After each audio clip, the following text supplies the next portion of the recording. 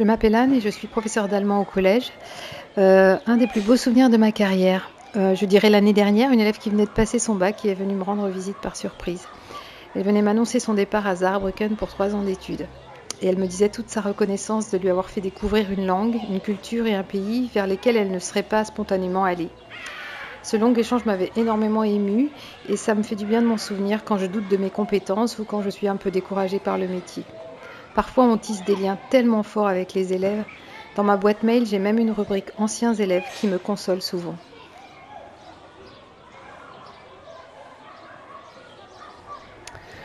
Moi, c'est Thierry, je suis professeur dans un lycée professionnel dans le domaine de l'audiovisuel. Récemment, j'ai vécu une vraie surprise. Un élève très discret en cours a dû passer son oral de soutenance de stage durant 20 minutes. Il avait plein de choses à dire et j'ai dû lui rappeler qu'il fallait terminer au bout d'une demi-heure. D'abord paniqué, il a fini à fond en faisant un show extraordinaire. Il parlait à toute vitesse, dansait presque en montrant ses images et il a fini par un tour sur lui-même et un sourire jusqu'aux oreilles. J'étais super fier de lui. Je m'appelle Christelle, j'enseigne l'anglais en collège et lycée depuis une vingtaine d'années maintenant. Et en fait, débordée par la démotivation des élèves, la pression sur les épaules et les idées noires, j'ai fini par être arrêtée il y a peu de temps, juste avant Noël. Et quelques jours plus tard, j'ai reçu des messages d'élèves de 5e qui prenaient de mes nouvelles, et ça en anglais. Et je m'y attendais vraiment pas, et ça m'a réchauffé le cœur, et ça a été un des facteurs qui m'a aidé finalement à retrouver du courage et l'envie de repartir, même si bien sûr ça a pris du temps. Et aujourd'hui, ça va mieux et les moments gratifiants comme celui-là m'aident à tenir le coup et à remonter la pente. Moi, c'est Emmanuel, je suis professeure de danse moderne jazz. L'anecdote qui me vient à l'esprit s'est déroulée durant un remplacement.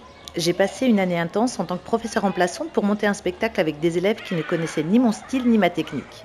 Après avoir été jaugée pendant quelques temps, j'ai fini par être acceptée. Le jour du spectacle est arrivé, j'étais fière de mes élèves et du rendu du spectacle. À la fin, le professeur que je remplaçais est monté sur scène et m'a dit: La mise en scène est super, les costumes, les musiques, le scénario, les lumières aussi, mais qu'est-ce qu'elles ont régressé techniquement? Tu veux que je leur en parle? J'étais épuisée, c'était mon tout premier spectacle dans cette association. Les petits danseux sont venus me rassurer, disant que les propos de l'ancien professeur étaient injustes. Parfois, ce sont les jeunes qui nous font progresser. Alors moi je suis professeure des écoles, donc en ce moment avec une classe de CM2. Je m'appelle Frédéric. Ce matin en ouvrant un des tiroirs de ma salle de bain, j'ai aperçu les bijoux colorés et un peu kitsch que les élèves m'avaient offerts durant ces nombreuses années. J'en porte encore certains occasionnellement pour faire plaisir aux enfants et je me souviens de la joie d'une élève qui était venue me voir sur la cour ayant reconnu le collier qu'elle m'avait fabriqué l'année précédente. C'est vrai qu'en primaire comme en maternelle, on reçoit beaucoup de cadeaux, de marques d'attention durant l'année, beaucoup de dessins pour tapisser les murs, des bijoux qu'ils fabriquent, des messages de remerciement et ça fait vraiment chaud au cœur.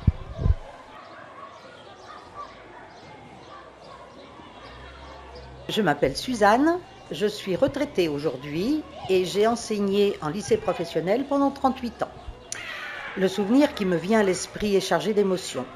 J'ai eu une classe un peu exceptionnelle en milieu de carrière. On a partagé beaucoup de bons moments et j'ai retrouvé 2 anciennes élèves de cette promotion, aides-soignantes à l'hôpital dans lequel mon mari était accueilli en soins palliatifs. Elles ont été particulièrement admirables dans sa prise en charge et dans la mienne, et m'ont été d'un grand soutien dans les moments difficiles. Ensemble, on s'est remémoré les bons moments vécus au cours de leur formation, et c'est réconfortant de voir l'élève qui devient le soutien du professeur.